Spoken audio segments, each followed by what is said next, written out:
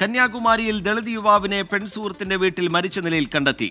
കോയമ്പത്തൂരിലെ IT കമ്പനിയിൽ ജോലി ചെയ്യുന്ന ധനുഷാണ് മരിച്ചത്. പെൺകുട്ടിയുടെ പിതാവ് DMK പ്രാദേശിക നേതാവാണ്. ദുരഭിമാന കൊലയാണ് എന്ന ആരോപണമുണ്ട്. മുഹമ്മദ് റഹീസ് വിവരങ്ങളുമായി ചെന്നൈയിൽ നിന്ന് ചേരുകയാണ്. റഹീസ്, എന്താണ് ഇതുമായി ബന്ധപ്പെട്ട് ലഭ്യമാകുന്നത്? ഇരുവരും തമ്മിൽ അടുപ്പമായിരുന്നു എന്ന് പറയുന്നു. ആ ബന്ധം വീട്ടുകാർക്ക് അതിൽ എതിർപ്പുണ്ടായിരുന്നു എന്ന് പറയുന്നു. എന്താണ് ഇപ്പോൾ പോലീസ് എത്തി നിൽക്കുന്ന നിഗമനം? ഇതിന്റെ അന്വേഷണം എങ്ങനെയാണ് റഹീസ്? PK സ്കൂൾ കാലം മുതൽ തന്നെ ഇരുവരും തമ്മിൽ അടുപ്പമായിരുന്നു. അതായത് കോയമ്പത്തൂർ സ്വദേശിയായിട്ടുള്ള ധനുഷ്, ഒപ്പം തന്നെ കുലശേഖരത്തെ കന്യാകുമാരി കുലശേഖരം സ്വദേശിയായിട്ടുള്ള ഈ പെൺകുട്ടിയും തമ്മിൽ സ്കൂൾ കാലം മുതൽ അടുപ്പത്തിലായിരുന്നു. അങ്ങനെ ഈ പെൺകുട്ടിയുടെ വീട്ടിൽ മറ്റു വിവാഹാലോചനകൾ വന്നതോടുകൂടി ഇവർ ഈ പ്രണയം വീട്ടിൽ തുറന്നു പറഞ്ഞു. അങ്ങനെ അതിന്റെ പേരിൽ വീട്ടിൽ വലിയ വഴക്കും പ്രശ്നങ്ങളും ഒക്കെ ഉണ്ടായിരുന്നു. അതിനിടയിലാണ് ധനുഷ് ഈ പെൺകുട്ടിയുടെ അച്ഛനെ കാണാനെത്തി ഈ കുട്ടിയെ കല്യാണം കഴിച്ചു നൽകണം എന്ന് ആവശ്യപ്പെട്ടു.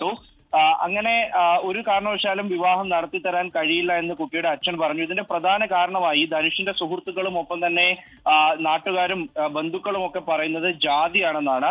ഇവർ പ്രബല ജാതിയിൽപ്പെട്ട ഒരു കുടുംബമാണ് ഇയാളുടേത്. DMK പാർട്ടി കുടുംബമാണ്. ഒപ്പം തന്നെ ഇയാൾ DMKയുടെ പ്രാദേശിക നേതാവാണ്.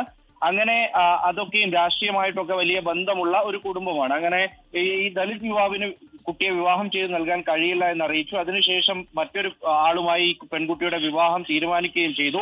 എന്നാൽ ധനുഷ് ഇയാളെയും കുടുംബത്തെയും കണ്ട് ഈ ഒരു വിവാഹത്തിൽ നിന്ന് പിന്മാറണമെന്ന് ആവശ്യപ്പെട്ടു. അങ്ങനെ ഈ വിവാഹം മുടങ്ങിപ്പോവുകയൊക്കെ ചെയ്തു. അതിനുശേഷം ഈ പെൺകുട്ടി വീട്ടുതടങ്കലിലാണ് എന്നാണ് അറിയുന്നത്.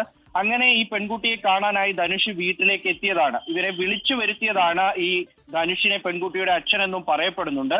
അങ്ങനെ വീട്ടിലേക്ക് വന്നതിന് ശേഷം പിന്നീട് ധനുഷ് തിരികെ പോയില്ല. അദ്ദേഹത്തിനെ അവിടെ വീട്ടിന്റെ മുകളിൽ ടെറസിൽ തൂങ്ങി മരിച്ച നിലയിൽ കണ്ടെത്തുകയായിരുന്നു. അങ്ങനെ ചില പ്രദേശവാസികളാണ് ആദ്യം ഈ വീടിന് മുകളിൽ ഇങ്ങനെ തൂങ്ങി നിൽക്കുന്നതൊക്കെ കണ്ടത്.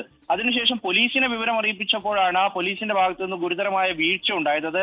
ആദ്യഘട്ടത്തിൽ അവർ ആ സ്പോട്ടിലേക്ക് എത്താൻ വൈകി.